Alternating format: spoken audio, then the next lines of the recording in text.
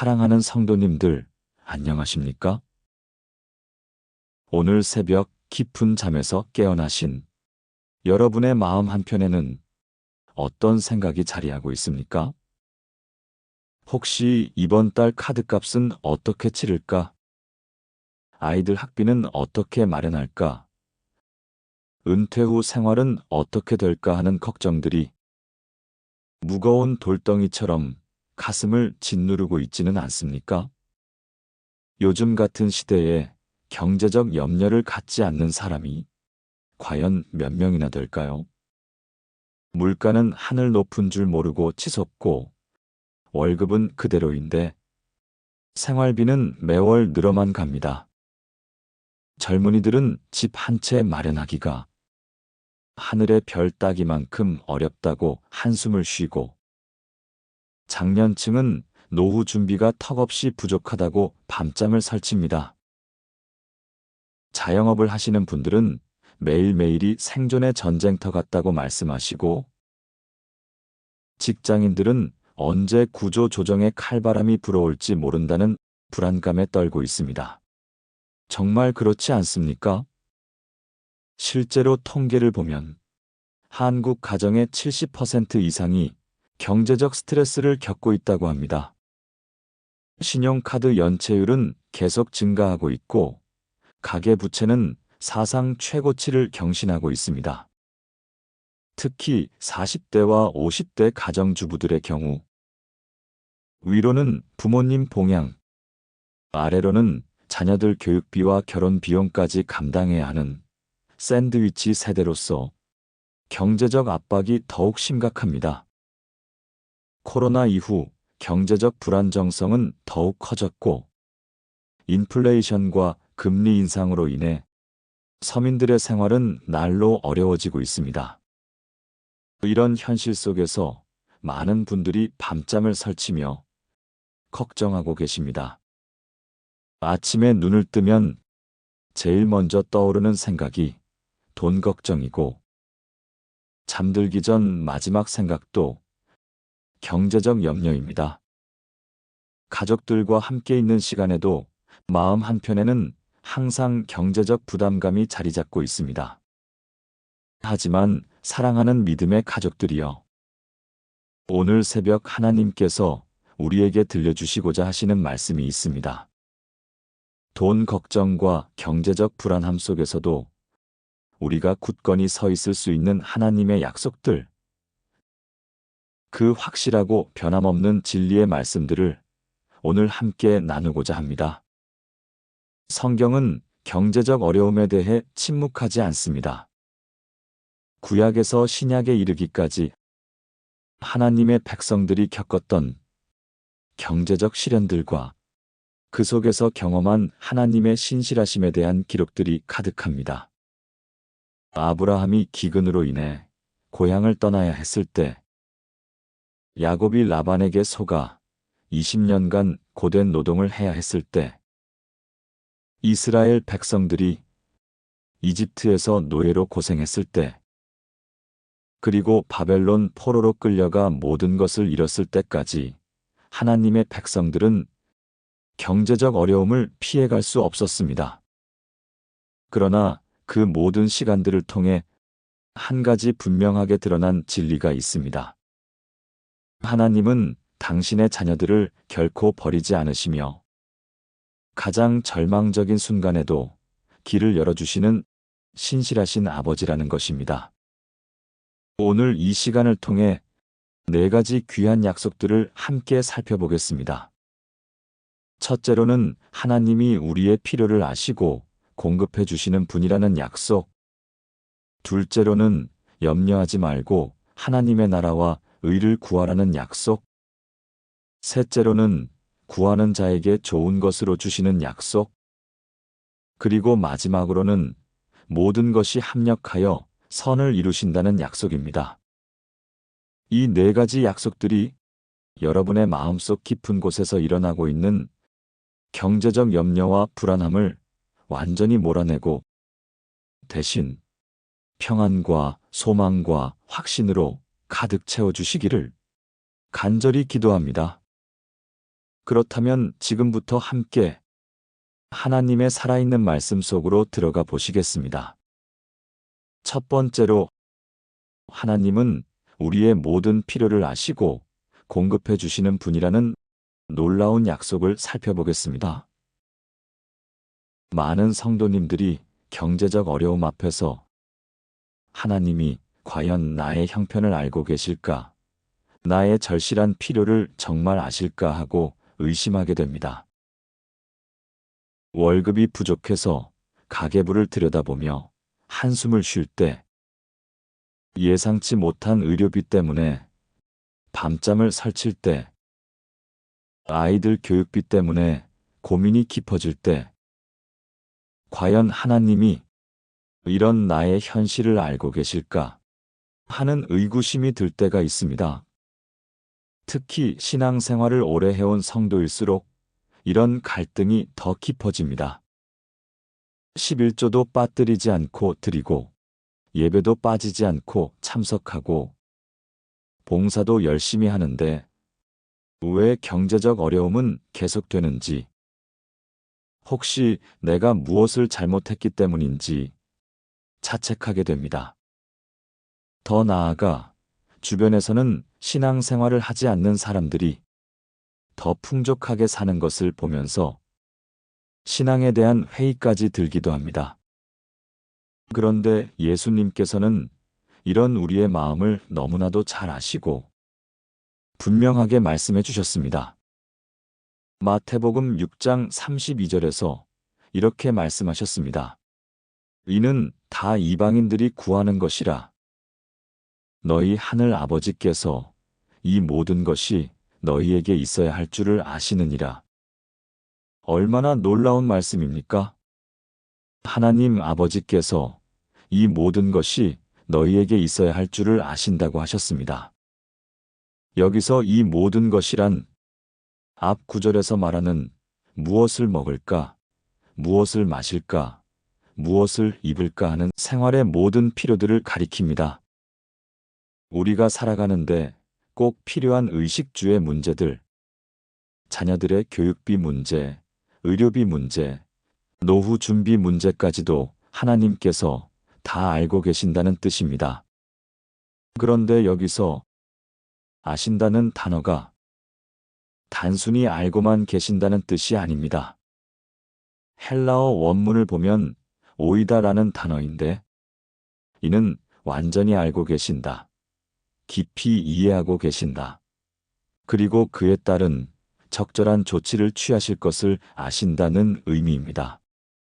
즉, 하나님께서는 우리의 경제적 필요를 모르시는 것이 아니라 우리보다 더 정확하게, 더 깊이 알고 계시며 가장 좋은 때에 가장 좋은 방법으로 공급해 주실 것을 이미 계획하고 계신다는 놀라운 진리입니다. 시편 23편 1절에서 다윗은 이렇게 고백했습니다. 여호와는 나의 목자시니 내게 부족함이 없으리로다. 이 말씀은 단순히 물질적으로 풍족하다는 뜻이 아닙니다. 목자이신 하나님께서 양된 우리에게 필요한 모든 것을 적절한 때에 공급해 주심으로 진정한 의미에서 부족함이 없다는 뜻입니다. 목자는 양들이 언제 목이 마른지, 언제 배가 고픈지, 언제 휴식이 필요한지, 언제 위험에 처해 있는지를 정확히 알고 있습니다. 그리고 적절한 시기에 적절한 방법으로 양들의 필요를 채워줍니다. 마찬가지로 우리의 목자이신 하나님께서는 우리의 모든 상황과 필요를 정확히 알고 계시며 가장 좋은 방법으로 공급해 주십니다. 실제로 성경을 보면 하나님께서 당신의 백성들의 필요를 공급하신 수많은 사례들을 발견할 수 있습니다. 엘리야 선지자가 가뭄으로 인해 굶주릴 위기에 처했을 때 하나님께서는 까마귀를 통해 아침 저녁으로 떡과 고기를 공급해 주셨습니다. 당시 상황을 생각해 보십시오. 3년 6개월 동안 비가 오지 않는 극심한 가뭄 상황에서 일반적인 방법으로는 생존이 불가능했습니다. 그런데 하나님께서는 가장 예상치 못한 방법으로 엘리야의 필요를 채워주셨습니다. 까마귀라는 새를 통해서 말입니다. 까마귀는 원래 자기가 찾은 먹이를 다른 동물에게 나누어주는 성향이 전혀 없습니다. 오히려 다른 동물의 먹이를 빼앗아 먹는 것으로 유명한 새입니다. 그런데 하나님께서는 그 까마귀들을 사용하셔서 매일 아침 저녁으로 엘리야에게 고기와 떡을 가져다 주게 하셨습니다. 이는 하나님의 공급하심에는 한계가 없다는 것을 보여주는 놀라운 기적이었습니다. 사르밧 과부가 마지막 한 줌의 가루와 조금의 기름으로 떡을 만들어 아들과 함께 먹고 죽으려 할 때 하나님께서는 그 가루통과 기름병이 바닥나지 않게 하셨습니다.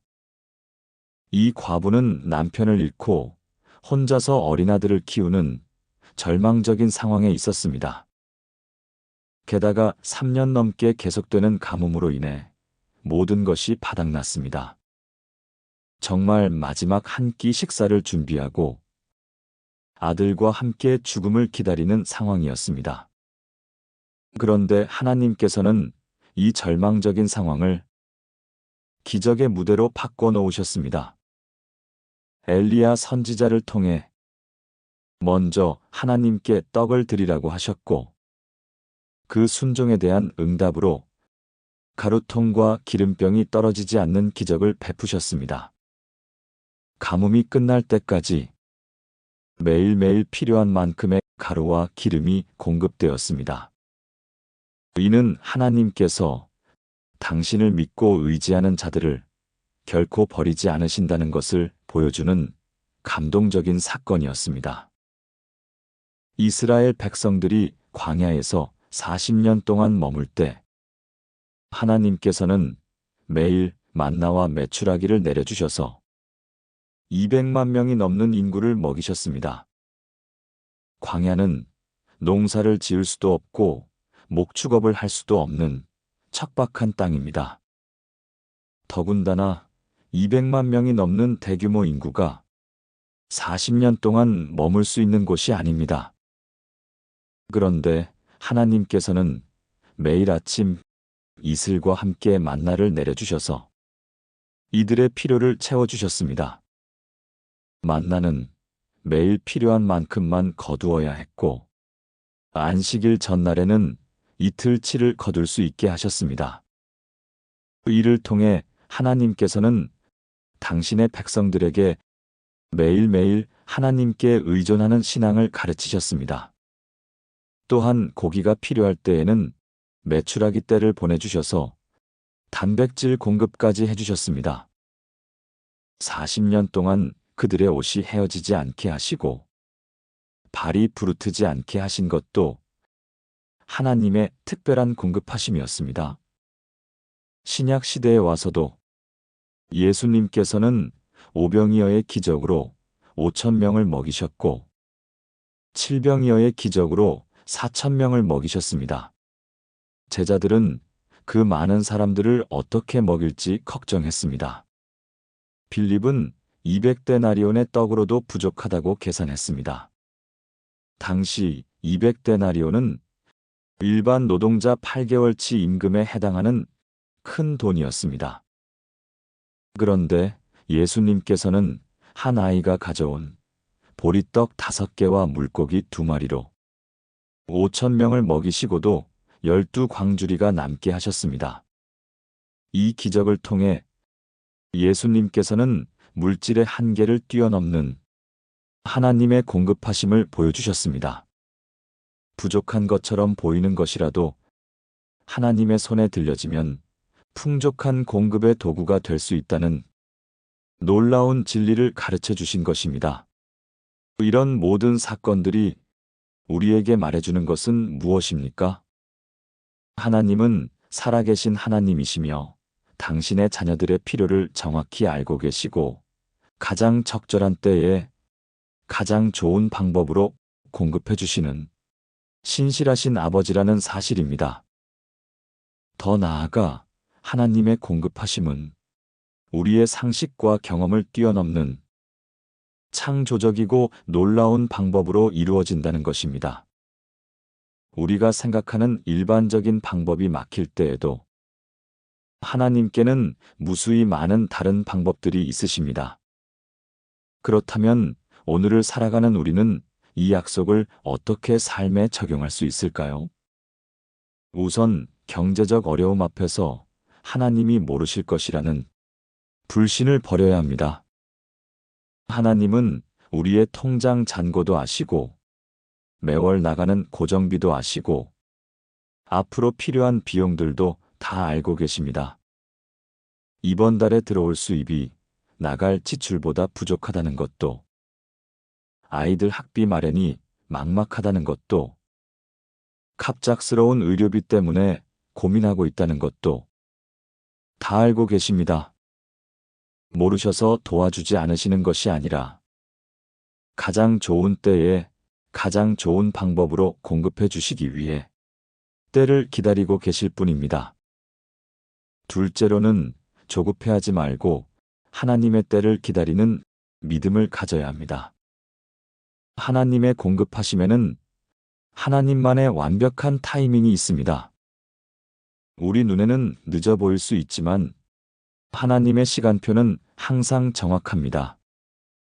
때로는 마지막 순간에 기적처럼 길이 열리기도 하고, 때로는 우리가 전혀 예상하지 못한 방향에서 도움이 오기도 합니다. 중요한 것은 포기하지 않고 하나님을 신뢰하며 기다리는 것입니다. 셋째로는 작은 기적들을 놓치지 말고 감사하는 마음을 가져야 합니다.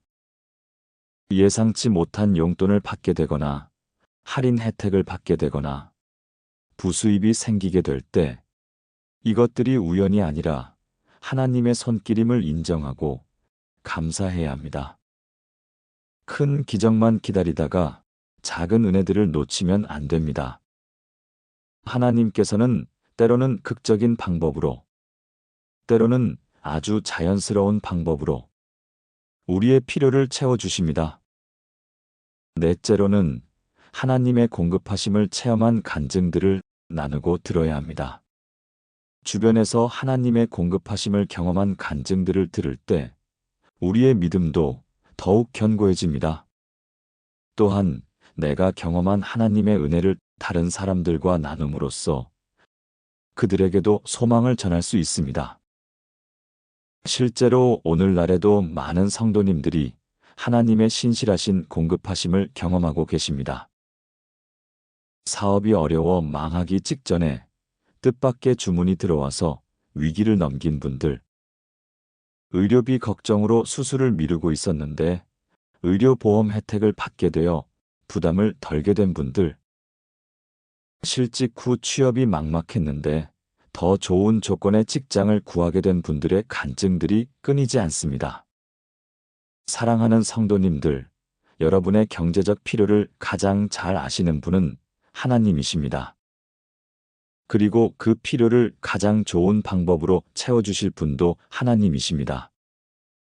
두 번째로, 염려하지 말고 하나님의 나라와 의를 구하라는 주님의 명령과 약속을 살펴보겠습니다.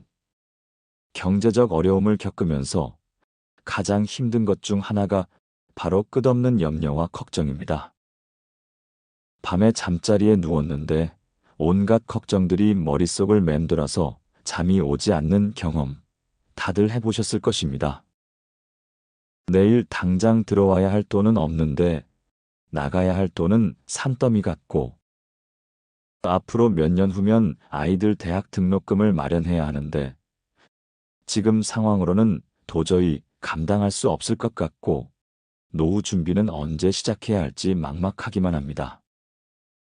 이런 염려들이 하나씩 둘씩 쌓이다 보면 어느새 우리의 마음과 정신을 완전히 지배하게 됩니다. 현대의학에서도 스트레스가 우리 몸에 미치는 악영향에 대해 많은 연구 결과들이 나오고 있습니다. 만성적인 경제적 스트레스는 면역력을 떨어뜨리고 혈압을 높이고 당뇨병과 심장병의 위험을 증가시킵니다. 더 나아가 우울증과 불안장애 같은 정신적 문제까지 야기할 수 있습니다. 실제로 경제적 어려움으로 인한 스트레스 때문에 병원을 찾는 사람들이 급증하고 있습니다. 염려가 우리를 지배하게 되면 신앙생활에도 문제가 생깁니다. 예배에 참석해도 마음은 온통 돈 걱정뿐이고, 기도할 때도 하나님의 뜻보다는 내 문제 해결만 바라게 되고, 말씀을 들어도 귀에 들어오지 않습니다. 찬양을 부를 때도 진심으로 하나님을 찬양하는 것이 아니라 형식적으로만 참여하게 됩니다. 더 심각한 것은 염려가 깊어질수록 하나님에 대한 신뢰가 흔들리기 시작한다는 것입니다. 하나님이 정말 살아계신다면 왜 이런 어려움을 허락하실까? 하나님이 정말 사랑이시라면 왜 이렇게 힘들게 하실까 하는 의심들이 마음속에 자리 잡게 됩니다. 급기야는 11조를 드리는 것조차 부담스러워하고 헌금을 줄이게 되고 교회 봉사도 소홀히 하게 됩니다. 경제적 어려움 때문에 신앙생활까지 무너뜨리는 악순환이 시작되는 것입니다. 바로 이런 상황에서 예수님께서 우리에게 주신 말씀이 있습니다. 마태복음 6장 33절입니다. 그런즉 너희는 먼저 그의 나라와 그의 의를 구하라. 그리하면 이 모든 것을 너희에게 더하시리라. 이 말씀은 단순한 권면이 아니라 명령입니다. 그리고 동시에 약속입니다. 먼저 하나님의 나라와 하나님의 의를 구하면 이 모든 것을 더해 주시겠다는 확실한 약속입니다. 여기서 먼저라는 단어가 매우 중요합니다. 헬라어로 프로톤인데 시간상으로 먼저라는 뜻도 있지만 우선순위상 먼저라는 의미가 더 강합니다. 즉, 돈 문제를 해결하는 것보다 하나님의 나라와 의를 구하는 것을 우선순위에 두라는 말씀입니다. 그런데 많은 성도님들이 이 말씀을 오해합니다. 세상 일은 신경 쓰지 말고 오직 교회 일만 하라는 뜻으로 받아들이는 것입니다. 그러나 그것이 아닙니다. 하나님의 나라와 의를 구한다는 것은 내 삶의 모든 영역에서 하나님의 뜻을 따라 살겠다는 의미입니다.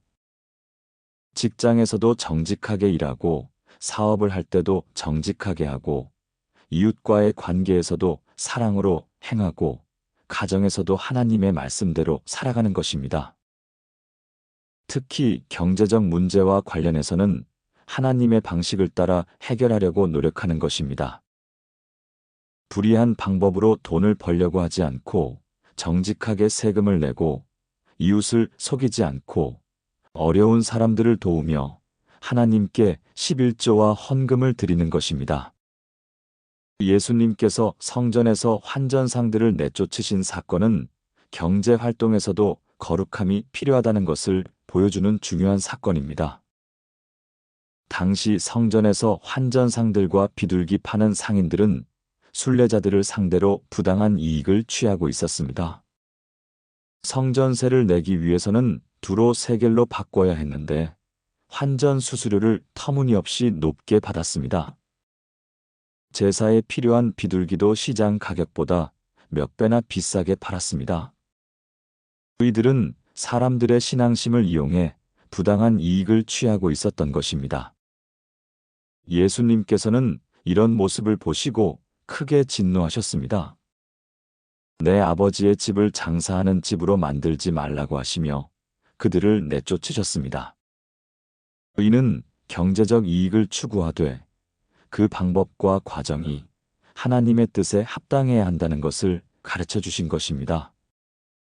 하나님의 나라와 의를 구한다는 것은 바로 이런 정신으로 경제 활동에 임하는 것입니다. 이렇게 하나님의 나라와 의를 구할 때 하나님께서는 이 모든 것을 더하시겠다고 약속하셨습니다. 여기서 더하신다는 말은 보너스로 덤으로 주신다는 의미입니다.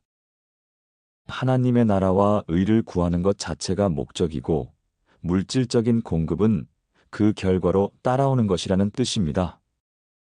마치 건강한 나무가 저절로 좋은 열매를 맺듯이 하나님의 뜻대로 사는 삶에는 자연스럽게 하나님의 축복이 따라온다는 의미입니다.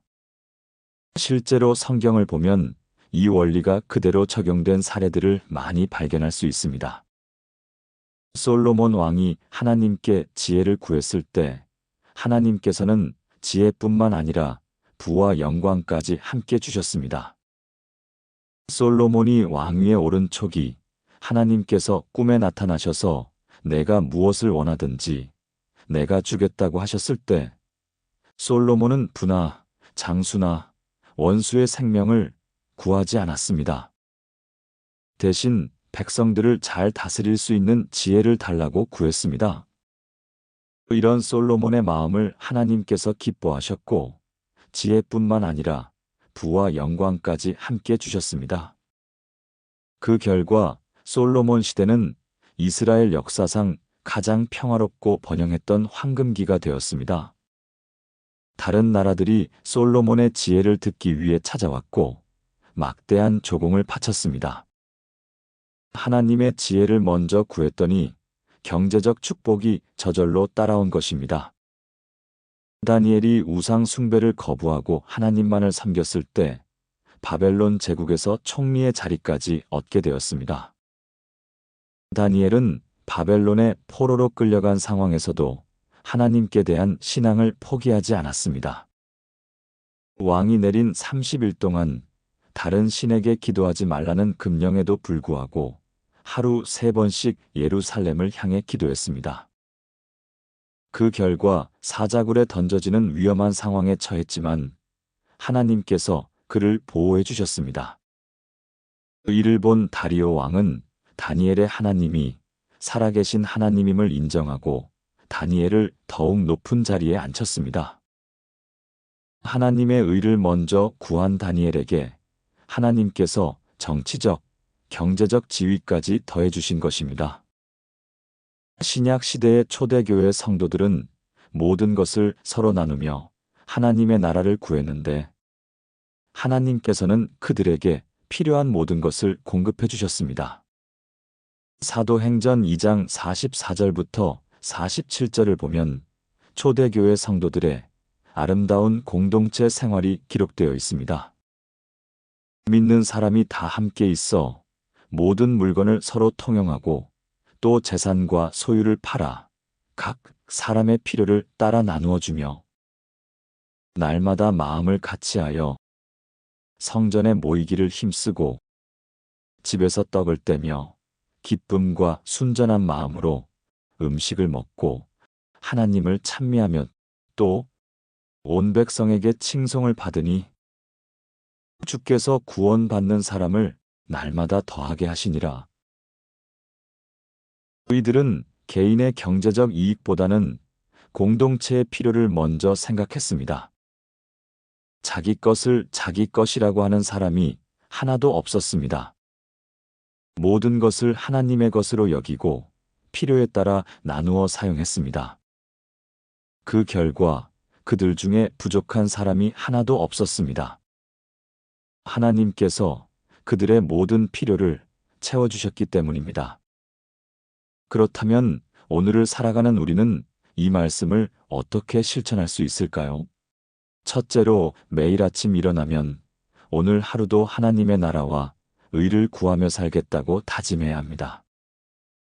돈 걱정이 앞서기 전에 먼저 하나님의 뜻이 무엇인지 묻고 구해야 합니다. 하루 일과를 시작하기 전에 잠시 시간을 내어 기도하며 하나님의 인도하심을 구하는 것입니다. 오늘 하루 내가 만날 사람들과의 관계에서, 내가 해야 할 일들에서, 내가 내려야 할 결정들에서 하나님의 뜻이 이루어지기를 구하는 것입니다. 둘째로, 경제적 결정을 내릴 때마다 하나님의 방식인지 세상의 방식인지 점검해야 합니다. 당장 이익이 되는 것 같아도 하나님의 뜻에 어긋나는 일이라면 과감히 포기하는 용기가 필요합니다. 세금을 속이거나 고객을 속이거나 직장에서 공금을 유용하거나 부정한 방법으로 이익을 취하는 것은 당장은 경제적 도움이 될 것 같아도 결국은 더 큰 손해를 가져옵니다. 반대로 정직하게 세금을 내고 고객에게 정직하게 상품을 판매하고 직장에서 성실하게 일하는 것은 당장은 손해인 것 같아도 장기적으로는 더 큰 축복을 가져옵니다.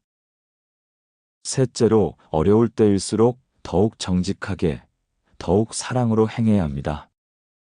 어려우니까 좀 속여도 되겠지, 어려우니까 헌금을 줄여야지 하는 생각은 하나님의 나라와 의를 구하는 자세가 아닙니다. 오히려 어려울 때일수록 더욱 하나님을 의지하고 더욱 정직하게 행하며 더욱 이웃을 사랑하는 모습을 보여야 합니다. 그럴 때 하나님께서는 우리의 신실함을 보시고 더욱 큰 축복으로 응답해 주십니다. 넷째로, 하나님 나라의 확장에 동참해야 합니다. 선교 사업에 관심을 갖고 어려운 이웃들을 돕고 교회의 사역에 적극적으로 참여하는 것입니다. 자신의 경제적 어려움 때문에 하나님 나라의 일에는 관심을 끊어버리면 안 됩니다. 오히려 하나님 나라의 일에 더욱 관심을 갖고 참여할 때 하나님께서 나의 필요까지 채워주십니다. 사랑하는 믿음의 가족들이여, 염려는 문제를 해결해 주지 못합니다. 염려는 오히려 우리의 판단력을 흐리게 하고 잘못된 선택을 하게 만듭니다. 그러나 하나님의 나라와 의를 구하면 하나님께서 우리의 모든 필요를 채워주십니다. 세 번째로, 구하는 자에게 좋은 것으로 주시는 하나님의 약속을 살펴보겠습니다. 경제적 어려움 가운데 있을 때 많은 성도님들이 하나님께 간절히 기도합니다. 하지만 시간이 지나도 뚜렷한 응답이 보이지 않으면 점점 기도하는 마음이 식어갑니다. 혹시 내가 잘못 기도하고 있는 건 아닐까? 하나님께서 내 기도를 들으시긴 하는 걸까? 아니면 내가 너무 큰 것을 구하고 있는 건 아닐까 하는 의심들이 생겨납니다. 더 심각한 것은 다른 사람들은 기도 응답을 받는 것 같은데 나만 응답받지 못하는 것 같아서 상대적 박탈감을 느끼는 경우입니다. 왜 저 사람은 사업이 잘 되고 나는 계속 어려울까? 왜 저 가정은 풍족해 보이는데 우리 가정은 늘 부족할까 하는 비교의식이 생기면서 마음이 괴로워집니다. 어떤 분들은 아예 기도를 포기하기도 합니다. 기도해봤자 소용없다는 절망감에 빠져서 하나님께 더 이상 구하지 않게 됩니다. 또 어떤 분들은 자신이 죄가 많아서 하나님께서 응답해 주지 않으신다고 자책하며 스스로를 학대하기도 합니다. 그런데 예수님께서는 이런 우리의 마음을 아시고 아주 분명하게 말씀해 주셨습니다. 마태복음 7장 11절입니다. 너희가 악한 자라도 좋은 것으로 자식에게 줄 줄 알거든 하물며 하늘에 계신 너희 아버지께서 구하는 자에게 좋은 것으로 주시지 않겠느냐. 이 말씀에서 우리가 주목해야 할 부분은 좋은 것으로라는 표현입니다. 하나님께서는 구하는 자에게 아무거나 주시는 것이 아니라 좋은 것으로 주신다고 하셨습니다. 여기서 좋은 것이라는 단어는 헬라어로 아가토스인데 단순히 좋은 것이 아니라 진정으로 유익한 것, 최선의 것이라는 의미입니다. 즉, 하나님께서는 우리가 구하는 것 중에서도 우리에게 진정으로 유익이 되는 최선의 것으로 주신다는 뜻입니다.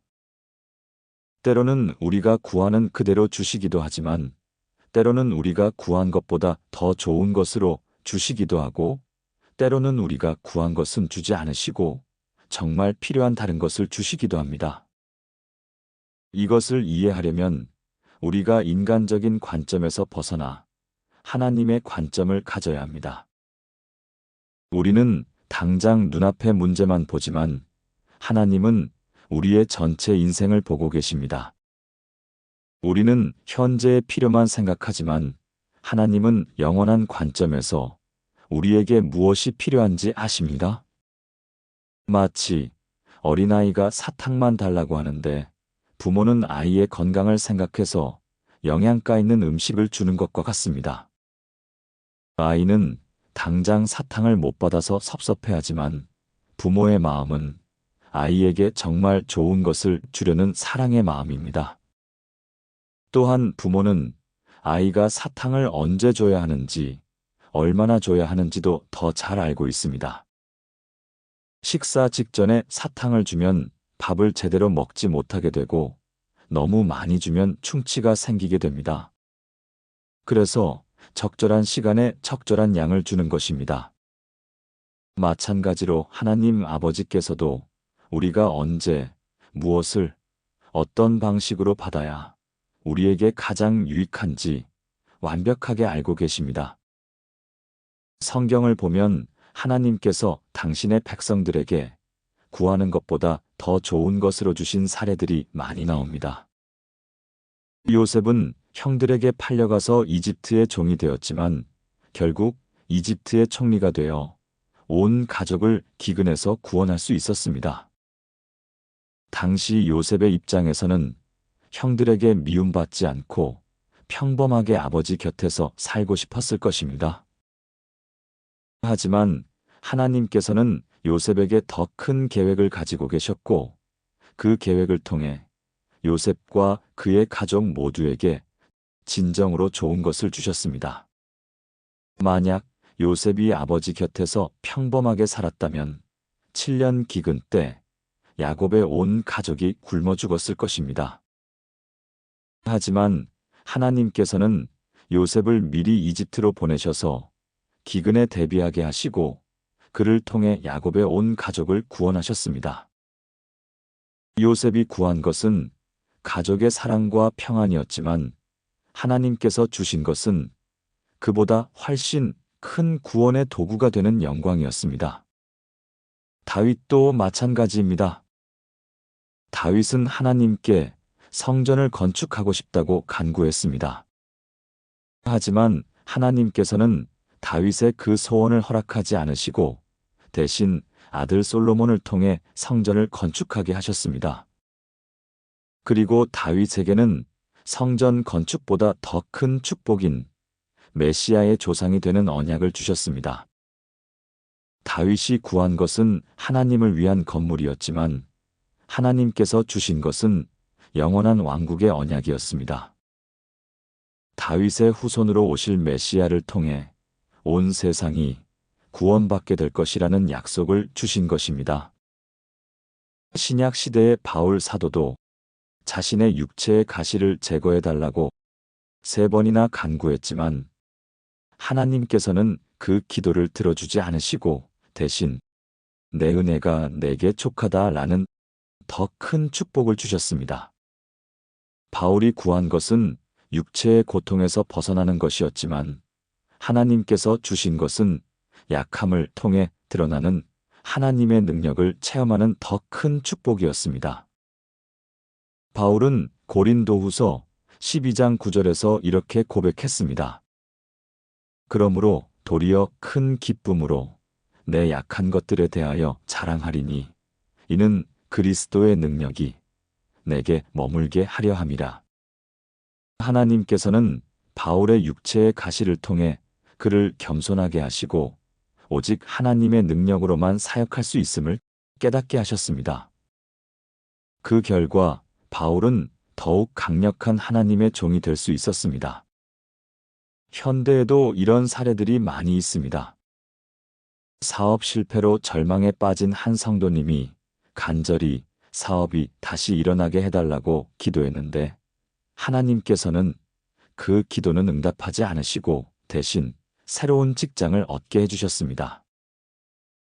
처음에는 실망스러웠지만 시간이 지나고 보니 그 직장에서 더 안정적인 수입을 얻게 되었고 사업할 때보다 훨씬 평안한 삶을 살게 되었습니다.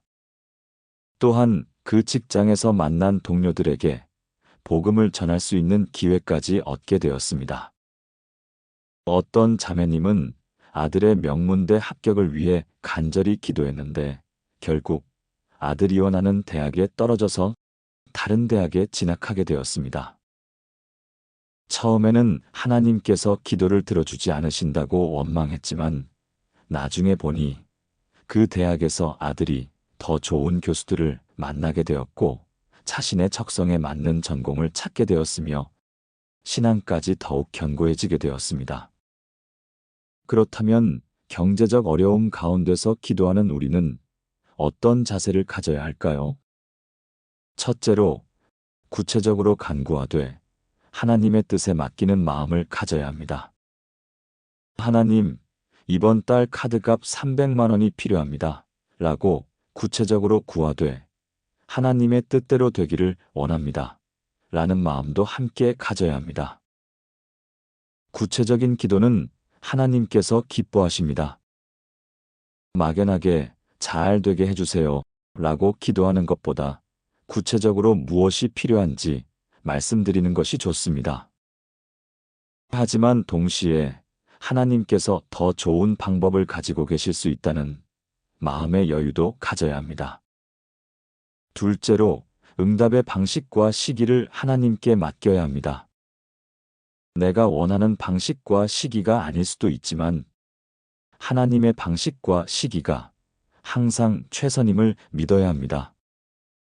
하나님께서는 때로는 기적적인 방법으로, 때로는 아주 자연스러운 방법으로, 때로는 우리가 전혀 예상하지 못한 방법으로 응답해 주십니다. 중요한 것은 하나님을 신뢰하고 기다리는 것입니다. 셋째로, 작은 응답들도 놓치지 말고 감사해야 합니다. 큰 기적을 기대하다가 작은 은혜들을 무시하면 안 됩니다. 예상치 못한 부수입이 생기거나 필요한 물건을 저렴하게 구입하게 되거나 의료비가 예상보다 적게 나오는 것도 모두 하나님의 응답입니다. 할인 쿠폰을 받게 되거나 친구가 필요한 물건을 나누어 주거나 아이가 장학금을 받게 되는 것도 하나님의 손길입니다. 이런 작은 것들에 감사하는 마음을 가질 때 더 큰 축복의 문도 열리게 됩니다. 넷째로, 기도 응답이 늦어져도 낙심하지 말고 꾸준히 기도해야 합니다. 누가복음 18장에 나오는 불의한 재판관의 비유에서 예수님께서는 항상 기도하고 낙심하지 말라고 교훈하셨습니다. 과부가 계속 찾아와서 간구하므로 불의한 재판관도 결국 그 청을 들어주었다면 하물며 자비로우신 하나님 아버지께서 당신의 자녀들의 간구를 들어주지 않으시겠느냐는 말씀입니다. 하나님께서는 우리의 간절한 기도를 기억하고 계시며 가장 좋은 때에 가장 좋은 방법으로 응답해 주십니다. 다섯째로, 다른 사람들을 위해서도 기도해야 합니다. 자신의 필요만 구하는 것이 아니라 어려운 상황에 있는 이웃들을 위해서도 기도하는 것입니다. 야고보서 5장 16절에서는 서로 죄를 고백하며 서로를 위하여 기도하라. 의인의 간구는 역사하는 힘이 큼이니라고 했습니다. 서로를 위해 기도할 때 하나님께서는 우리 모두의 기도를 들어주십니다. 사랑하는 성도님들, 하나님은 구하는 자에게 좋은 것으로 주시는 신실하신 아버지이십니다. 우리의 기도를 외면하시지 않으시고 우리에게 정말 필요한 것이 무엇인지 아시며 가장 좋은 것으로 채워주십니다. 네 번째로, 모든 것이 합력하여 선을 이루신다는 하나님의 섭리와 약속을 살펴보겠습니다. 경제적 어려움을 겪으면서 가장 힘든 것 중 하나는 도대체 왜 이런 일이 일어났는지 이해할 수 없다는 것입니다. 성실하게 살아왔는데 왜 갑작스럽게 사업이 어려워졌을까? 정직하게 일해왔는데 왜 구조조정 대상이 되었을까? 신앙생활도 열심히 하고 11조도 꼬박꼬박 드렸는데 왜 이런 시련이 왔을까 하는 의문들이 마음을 괴롭힙니다. 더 어려운 것은 주변 사람들의 시선입니다. 혹시 내가 무슨 죄를 지었기 때문에 이런 일이 생긴 건 아닐까? 하나님께서 나를 버리신 건 아닐까? 하는 생각들이 들면서 자책감과 절망감에 빠지게 됩니다. 특히 신앙생활을 열심히 해온 성도일수록 이런 갈등이 더 깊어집니다. 하나님을 믿고 따르면 축복받는다고 했는데 왜 나는 계속 어려운 일만 생기는지, 정말 하나님이 살아계시는 건지, 내가 믿고 있는 것이 맞는 건지 하는 신앙의 혼란까지 겪게 됩니다. 구약의 욥처럼 내가 무엇을 잘못했기에 이런 고난을 당해야 하는가 하고 하나님께 따지고 싶은 마음이 들기도 합니다. 욥은 순전하고 정직하여 하나님을 경외하며 악에서 떠난 자라고 성경에 기록된 의인이었습니다. 그런데 하루아침에 모든 재산을 잃고 자녀들을 다 잃고 건강까지 잃게 되었습니다. 친구들은 욥에게 내가 죄를 지었기 때문에 이런 일이 생겼다고 정죄했습니다. 욥의 아내조차 하나님을 욕하고 죽으라고 말했습니다. 욥은 극심한 고통과 혼란 속에서 하나님께 자신의 억울함을 호소했습니다. 하지만 결국 욥은 하나님의 주권을 인정하고 순복했습니다. 그리고 하나님께서는 욥의 모든 것을 갑절로 회복시켜 주셨습니다. 욥기 42장 12절에서는 여호와께서 욥의 말년에 욥에게 처음보다 더 복을 주시니라고 기록되어 있습니다. 바로 이런 상황에서 우리가 붙잡아야 할 말씀이 있습니다. 로마서 8장 28절입니다. 우리가 알거니와 하나님을 사랑하는 자, 곧 그의 뜻대로 부르심을 입은 자들에게는 모든 것이 합력하여 선을 이루느니라. 이 말씀은 성경 전체에서 가장 위로가 되는 말씀 중 하나입니다.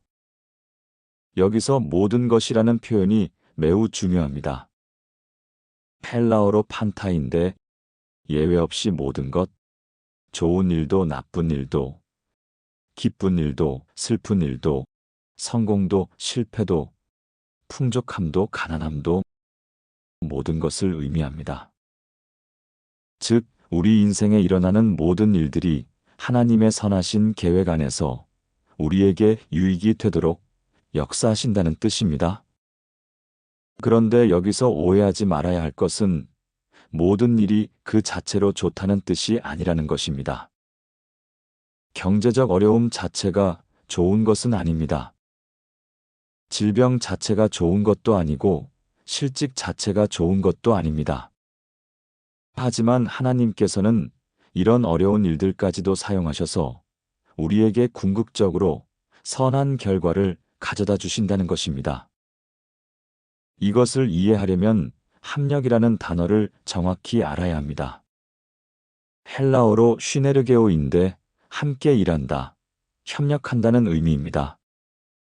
마치 요리할 때 각각의 재료들은 그 자체로는 맛이 없거나 심지어 쓰기까지 하지만 전체가 어우러지면 맛있는 요리가 되는 것과 같습니다. 소금은 그 자체로 먹으면 짜고 후추는 그 자체로 먹으면 매우며 식초는 그 자체로 먹으면 시지만 이 모든 것이 적절히 조화되면 훌륭한 요리가 됩니다.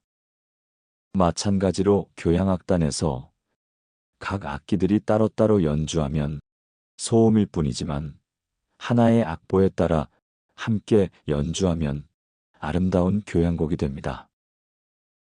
우리 인생도 마찬가지입니다. 경제적 어려움, 건강의 문제, 인간관계의 갈등 등등 각각의 일들은 그 자체로는 고통스럽고 힘들 수 있지만 하나님께서는 이 모든 것들을 종합해서 우리의 인생을 아름다운 작품으로 만들어 가십니다. 성경을 보면 이런 원리가 실제로 적용된 사례들을 많이 발견할 수 있습니다. 요셉이 형들에게 팔려가서 종이 되고 감옥에 갇히는 일들은 그 당시에는 재앙 같은 일이었지만 결국 이집트의 총리가 되어 가족을 구원하는 도구가 되었습니다. 요셉은 창세기 50장 20절에서 형들에게 이렇게 말했습니다. 당신들은 나를 해하려 하였으나 하나님은 그것을 선으로 바꾸사 오늘과 같이 많은 백성의 생명을 구원하게 하시려 하셨나니 이는 하나님께서 악한 일까지도 선한 목적을 위해 사용하실 수 있다는 것을 보여주는 놀라운 증거입니다. 모세가 왕궁에서 쫓겨나 광야에서 40년을 보내는 것은 인생의 실패처럼 보였지만 그 시간을 통해 이스라엘을 이끌 지도자로 준비되었습니다. 모세는 이집트 왕궁에서 왕자로 자랐지만 진정한 지도자가 되기 위해서는 겸손함과 하나님에 대한 절대 신뢰를 배워야 했습니다. 광야에서의 40년은 모세의 교만을 꺾고 하나님만 의지하는 믿음을 기르는 소중한 시간이었습니다. 그 결과 모세는 200만 명이 넘는 이스라엘 백성들을 이집트에서 구출하고 40년간 광야에서 인도할 수 있는 위대한 지도자가 될 수 있었습니다. 다윗이 사울에게 쫓겨 도망다니며 고생한 것은 고난이었지만 그 과정에서 하나님을 깊이 의지하는 신앙과 백성을 이끌 리더십을 배우게 되었습니다. 다윗이 도망다니며 쓴 시편들은 오늘날까지 고난받는 모든 성도들에게 위로와 힘을 주고 있습니다. 만약 다윗이 처음부터 편안하게 왕이 되었다면 그런 깊은 신앙의 시편들이 나올 수 있었을까요? 고난 중에 부르짖으며 하나님께 매달렸던 경험들이 시편의 진솔하고 감동적인 고백들로 이어진 것입니다. 신약 시대에 바울 사도가 로마 감옥에 갇힌 것은 복음 전파에 방해가 되는 것 같았지만 오히려 그곳에서 옥중서신들을 써서 오늘날까지 수많은 성도들에게 영감을 주고 있습니다. 빌립보서, 에베소서, 골로새서, 빌레몬서는 모두 바울이 감옥에 갇혀 있을 때 쓴 편지들입니다. 이 편지들이 없었다면 신약 성경이 얼마나 빈약해졌을까요? 바울의 감옥 생활이 결과적으로는 전 세계 모든 성도들에게 영적 양식을 제공하는 귀한 사역이 된 것입니다. 현대에도 이런 사례들이 무수히 많습니다. 한 성도님이 사업 실패로 모든 재산을 잃고 절망에 빠졌는데 그 과정에서 진정한 신앙을 깨닫게 되었고 나중에 어려운 사람들을 돕는 사회봉사단체를 설립하게 되었습니다. 만약 계속 사업이 잘 됐다면 그런 귀한 사역은 할 수 없었을 것입니다. 어떤 분은 교통사고로 장애인이 되었지만 그 경험을 통해 장애인들을 위한 복지 사업에 헌신하게 되었고 수많은 장애인들에게 희망을 주는 일을 하게 되었습니다. 또 어떤 분은 자녀를 잃는 아픔을 겪었지만 그 슬픔을 통해 같은 아픔을 겪는 부모들을 위로하는 사역을 시작하게 되었습니다. 이 모든 것들이 하나님께서 모든 것을 합력하여 선을 이루신다는 말씀의 실증들입니다. 그렇다면 오늘 경제적 어려움을 겪고 있는 우리는 이 말씀을 어떻게 받아들여야 할까요? 첫째로, 현재의 어려움이 영원하지 않다는 것을 믿어야 합니다. 지금은 힘들고 고통스럽지만 하나님께서는 이 모든 것을 통해 더 좋은 계획을 이루어가고 계십니다. 터널이 아무리 길고 어두워도 끝이 있듯이 지금의 어려움도 반드시 끝이 있고 그 끝에는 하나님의 선하신 계획이 기다리고 있습니다. 둘째로, 어려움 속에서도 하나님의 선하신 뜻을 찾으려고 노력해야 합니다. 이 시간을 통해 하나님께서 나에게 무엇을 가르치려 하시는지, 어떤 성품을 만들어가려 하시는지 구하고 찾아야 합니다. 경제적 어려움을 통해 하나님께 더욱 의지하는 법을 배우게 될 수도 있고, 물질보다 더 소중한 것들이 무엇인지 깨닫게 될 수도 있습니다. 또한 겸손함을 배우게 되고 어려운 이웃들의 마음을 이해하게 되며 진정한 감사가 무엇인지 경험하게 될 수도 있습니다. 셋째로, 미래에 대한 소망을 잃지 말아야 합니다. 지금 당장은 해답이 보이지 않아도 하나님께서는 모든 것을 합력하여 선을 이루실 것을 믿고 기대해야 합니다. 하나님의 계획은 우리의 상상을 뛰어넘는 크고 놀라운 계획입니다. 지금의 어려움이 나중에는 큰 축복의 발판이 되고 다른 사람들을 도울 수 있는 귀한 경험이 될 수 있습니다. 넷째로, 같은 어려움을 겪는 다른 사람들을 위로하고 격려할 수 있는 마음을 준비해야 합니다. 내가 겪은 어려움과 그 속에서 경험한 하나님의 은혜가 다른 사람들에게도 위로와 힘이 될 수 있습니다. 고린도후서 1장 3절에서부터 4절에서 바울은 이렇게 말했습니다. 찬송하리로다. 그는 자비의 아버지시요 모든 위로의 하나님이시며 우리의 모든 환난 중에서 우리를 위로하사 우리로 하여금 하나님께 받는 위로로서 모든 환난 중에 있는 자들을 능히 위로하게 하시는 이시로다. 우리가 받은 위로로 다른 사람들을 위로할 수 있게 되는 것도 하나님의 선하신 계획입니다. 다섯째로, 감사의 마음을 잃지 말아야 합니다. 어려운 상황에서도 감사할 것들을 찾아보는 것입니다.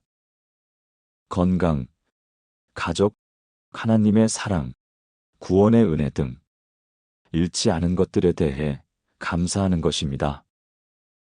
또한 이 어려움을 통해서도 하나님께서 무엇인가 좋은 것을 예비하고 계실 것에 대해 미리 감사하는 믿음도 필요합니다. 사랑하는 믿음의 가족들이여, 하나님은 우리의 삶에 일어나는 모든 일들을 주관하고 계십니다. 우리 눈에는 혼란스럽고 무질서해 보이는 일들도 하나님의 눈에는 아름다운 계획의 일부입니다. 지금의 경제적 어려움도 하나님의 크신 계획 안에서 우리에게 선을 이루는 도구가 될 것입니다. 사랑하는 성도님들, 오늘 새벽 우리가 함께 나눈 4가지 하나님의 약속들을 다시 한번 정리해 보겠습니다. 첫째로, 하나님은 우리의 모든 필요를 아시고 공급해 주시는 분이라는 약속이었습니다. 우리의 경제적 필요를 누구보다 정확히 알고 계시며 가장 좋은 때에 가장 좋은 방법으로 채워주시는 신실하신 아버지이십니다. 우리가 걱정하기 전에 이미 우리의 상황을 아시고 계시며 우리보다 더 우리의 필요를 잘 알고 계십니다. 그리고 까마귀를 통해서든 과부의 가루통을 통해서든 오병이어의 기적을 통해서든 당신만의 창조적인 방법으로 우리의 필요를 채워주십니다. 둘째로, 염려하지 말고 하나님의 나라와 의를 구하라는 주님의 명령과 약속이었습니다. 하나님의 뜻을 우선순위에 두고 살아갈 때 우리에게 필요한 모든 것을 더해 주시겠다고 약속하셨습니다. 경제적 문제도 중요하지만 그보다 더 중요한 것은 하나님과의 관계입니다. 하나님과의 관계가 바로 서면 다른 모든 문제들도 해결의 실마리를 찾게 됩니다. 솔로몬처럼 지혜를 구했더니 부와 영광까지 함께 받게 되고 다니엘처럼 신앙의 절개를 지켰더니 총리의 자리까지 얻게 되는 것입니다. 셋째로, 구하는 자에게 좋은 것으로 주시는 하나님의 약속이었습니다. 우리가 구하는 것을 들으시고 우리에게 진정으로 유익이 되는 최선의 것으로 응답해 주시는 사랑의 하나님이십니다. 때로는 우리가 구한 그대로, 때로는 우리가 구한 것보다 더 좋은 것으로, 때로는 우리가 구한 것과는 다른 방법으로 주시지만 항상 우리에게 가장 유익한 것으로 주십니다. 요셉에게는 가족의 품 대신 이집트 총리의 자리를, 다윗에게는 성전 건축 대신 메시아 언약을, 바울에게는 가시제거 대신 하나님의 능력을 주신 것처럼 말입니다. 넷째로, 모든 것이 합력하여 선을 이루신다는 하나님의 섭리와 약속이었습니다. 지금의 어려움도 하나님의 선하신 계획 안에서 우리에게 궁극적으로 유익이 되도록 역사하고 계십니다. 좋은 일도 나쁜 일도, 성공도 실패도, 기쁨도 슬픔도, 모든 것이 하나님의 손 안에서 우리의 유익을 위해 함께 역사합니다. 마치 교향악단의 모든 악기들이 지휘자의 지휘에 따라 하나의 아름다운 교향곡을 만들어내듯이 우리 삶의 모든 사건들이 하나님의 지휘하에 아름다운 인생 작품을 만들어가고 있습니다. 이 네 가지 약속들이 오늘 이 시간 이후로 여러분의 마음속에 깊이 새겨져서 경제적 염려와 불안함을 완전히 몰아내고 대신 평안과 소망과 확신으로 가득 채워주시기를 간절히 기도합니다. 앞으로 경제적 어려움이 닥쳐올 때마다 이 약속들을 기억하시기 바랍니다. 하나님이 내 필요를 아시고 계신다는 것을, 하나님의 나라와 의를 구할 때 모든 것을 더해 주신다는 것을, 구하는 자에게 좋은 것으로 주신다는 것을, 모든 것이 합력하여 선을 이루신다는 것을 굳게 믿으시기 바랍니다. 그리고 이 말씀들을 단순히 머리로만 아는 것이 아니라 삶 속에서 실제로 경험하는 성도님들이 되시기를 바랍니다. 어려울 때일수록 더욱 하나님께 가까이 나아가시고, 힘들 때일수록 더욱 말씀을 붙잡으시고, 염려될 때일수록 더욱 기도로 나아가시기 바랍니다. 그럴 때 하나님께서 여러분의 삶에 놀라운 기적들을 베풀어 주실 것입니다.